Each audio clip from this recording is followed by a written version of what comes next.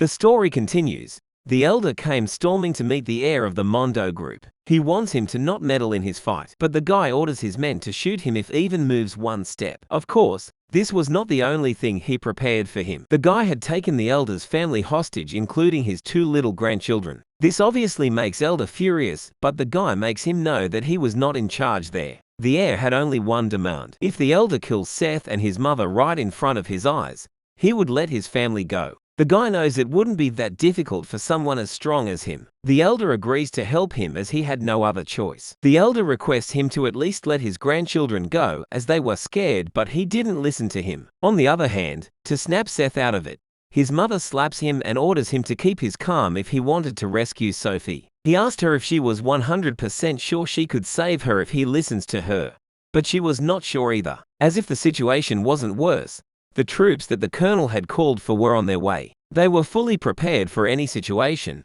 and the rule was simple: kill anyone who comes in their way. The fight between Igor and Jack Tyron was at its end, and the winner was Jack Tyron. He came out unscathed from the battle. His friend informs him of all the things that were not going according to plan. As they were discussing, Peter and Jin come there. They ask for their phones so that they can contact them in Korea. Jin was shocked to see Igor on the ground. Tyron declines them from contacting the outside. Peter bows before them and requests to let them contact Korea.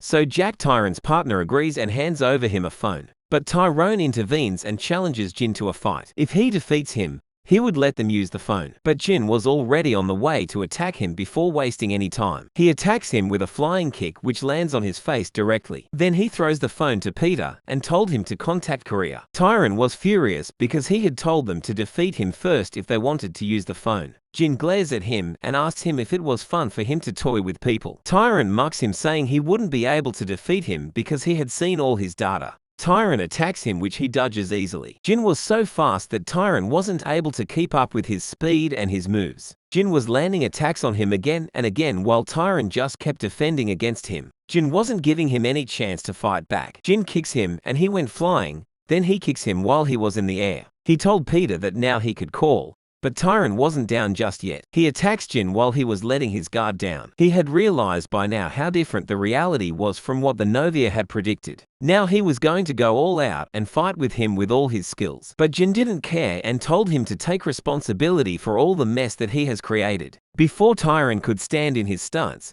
Jin was already at his face. He kicked Tyron so hard that he went flying again and smashes into a tree. Jin states that he didn't hit him hard enough to kill him. This time, Tyron was down for sure. The old man was pissed because he lost billions because of him. Novia had predicted over 90% chance of Tyron winning against Jin. After losing money on him, the old man bets all his money on the old geezer as no one was going to defeat him anyways. Seth and Anna meet with the heir of the Mondo group and ask him what he wanted. If he wanted, he could shoot them right then and there, but he wanted them to die a terrible death. That's why he wanted them to fight the old geezer. Anna was ready to fight, but the guy didn't want her to fight first. He wanted Seth to fight him first and be the first one to die. He wanted to see her in pain as her son dies in front of him. Seth couldn't take it anymore and attacked him. Anna got rid of the men standing between them. Before the guy could even analyze the situation, he was jumped by Seth. The guy gives orders to kill him, but Anna took care of the rest of them. Seth starts beating him brutally. Seeing this, the kidnapper guy shoots Sophie in her leg. She couldn't even scream as her mouth was covered. Fuming with anger,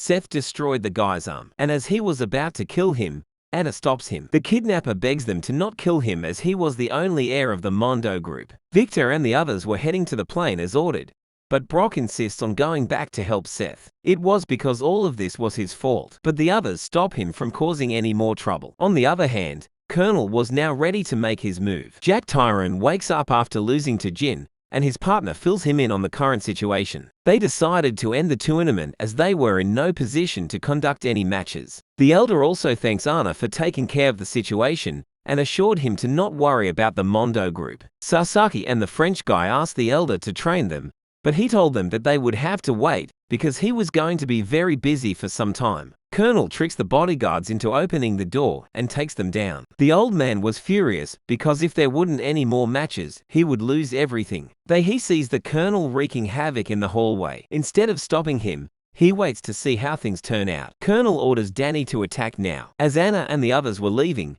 they see a plane heading towards them and some soldiers jumping from it. but they ignore all this and decided to go home. Suddenly, they hear a huge blast. The building behind them was under attack. They destroyed all the transition towers so that no one can contact the outside world. Honor didn't want any part in this and they decided to take off. But before they could take off, the plane lands on their way. Danny asks Colonel what he should do with the plane, to which he replies that he should capture them all. We see that Colonel and taken control of the control room. The other mafia bosses come there to see what was going on and find the old man held hostage. The boss of Mexico threatens to call his men, but the other guy stops him. But it was too late. Colonel kills him for raising his voice. The guy in the white suit sees that the whole island was under their control now and decided to not do anything rash for now. The old man tries to find a common ground and told him that their goal could be the same. He asked him what he wanted, but it was clear from the start what he wanted. They also captured Jack Tyron, and when he was taken to the main hall, he sees all the fighters held hostage. He tries to talk to the colonel, but it was meaningless. He was furious at Igor for attacking him from behind and shoots him in the leg. He starts beating him until he lost consciousness. Then he asks where the Asian guy was. He was talking about Seth. At the runway,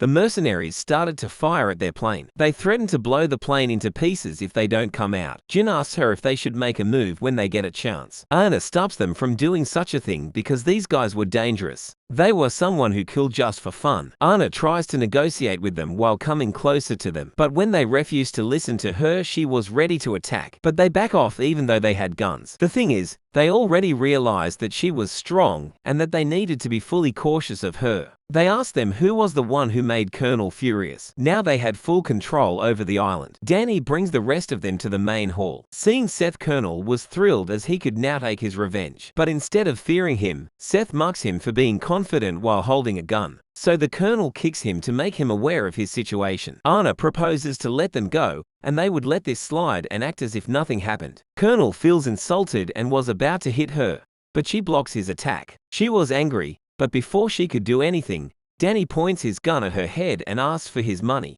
They demand $200 million from them if they wanted to live, but they were skeptical. Even if they give them the money, there was no guarantee that they would let them live. They weren't in contact with the outside world, so the transaction was also impossible. But they had a solution for that, a device that could be used for transactions. Danny suggests Colonel that they should let a few rich ones live and kill the rest. Just then, the old man yells that if they start the tournament again, he would give them twice the money they had previously demanded. As it was now, if they were to stop the tournament, the old man would go bankrupt. Jack Tyron opposes this, but the old man didn't listen to him. Peter asks Honor what was her order, but she couldn't find any openings. She asked Akira to create a distraction. Even the elder was ready to help. Danny was ready to restart the tournament, but their advisor wants him not to be too greedy because all of these guys were big shots. If even one of them were to be left alive, they would chase them to the end of the world until they find them. But the colonel also demands that they should start the tournament. To raise their spirit, Danny promises to give the winner a reward. He would let the winner live. One of the participants complains about how they were supposed to fight in this situation, so Danny kills him without hesitation. Now everyone was aware that these guys were lunatics who kill for fun. After some time had passed, Akira and Honor got on with their plan. Akira makes an excuse to go to the bathroom. The two guys on guard were taking her to the bathroom when Terry stops them. He exposes the weapons that she was hiding and warns the guards to not let their guard down, as these guys were extremely dangerous and witty. The old man shows all the matches to Danny, and seeing those matches, Danny comes to know why Colonel was so furious. Almost all of the matches were finished, except 2 matches, and the fight between Jin and the Elder was the biggest fight and had the most betting on. The interrupted fight between Seth and Brock's fight also accumulated over $2.3 billion, so they would earn a big amount if they continued that fight too. The only problem was that they destroyed the whole communication tower, so it was hard to stream the fight to the outside world and make them riled up to bet more. Danny gives the old man full liberty to do what he must in order to start the tournament. At this point, Danny was blinded by the billions of dollars. They take all the fighters to the rooftop of the building to start the match. The White Suit Mafia ordered his bodyguard to kill Colonel if anything were to happen to him. The Sheikh asks Tyron if they were going to die. Tyron reassures him because once the communication gets restored, the mainland will be contacted immediately. There were people in the black market so dangerous that these guys wouldn't have even dreamed of. After the servers were back,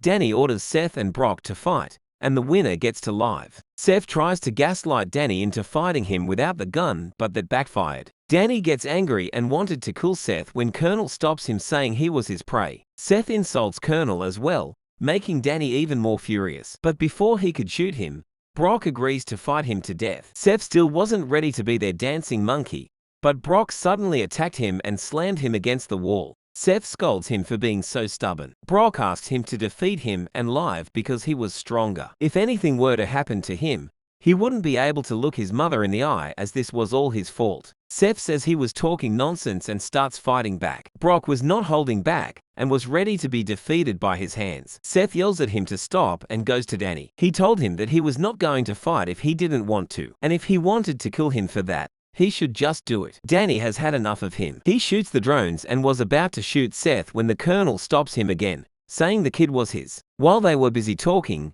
the elder suggests that he was going to take down the 5 guys on the left side. Anna orders Akira to take down the 2 in the back. She leaves the rest to Jin while she'd take down the guys in front. Rod asks her to give him a task too, so she hands over the job to look after Seth. The Colonel took it upon himself to kill Seth. He brings both of his guns to his ears and starts shooting in the air. Seth now couldn't hear anything because of the loud noise. The Colonel launches a punch at Seth, who was spacing out, but before his punch could reach him, a needle penetrates Colonel's neck. It was Anna who attacked him. Danny blocks the needle that was aimed at him. The guys on the left tried to shoot her, but the elder took care of all 5 of them in just one shot with his fishing rod. The guys in the back were taken down by Akira in a split second, and the dudes in right didn't even know what hit them. They were taken down before they could get in on the action. Danny was flabbergasted to see what was going on. While he was distracted, Anna jumps at him, grabs him by the neck, and stabs him through his jaw. Then she proceeds to hit the needle which was in his jaw that pierces through his skull. Danny was dead, but their problem was not ending so easily. The guys downstairs came to the rooftop and suddenly start firing at them. They didn't have time to dodge the bullets. Akira, who was in front,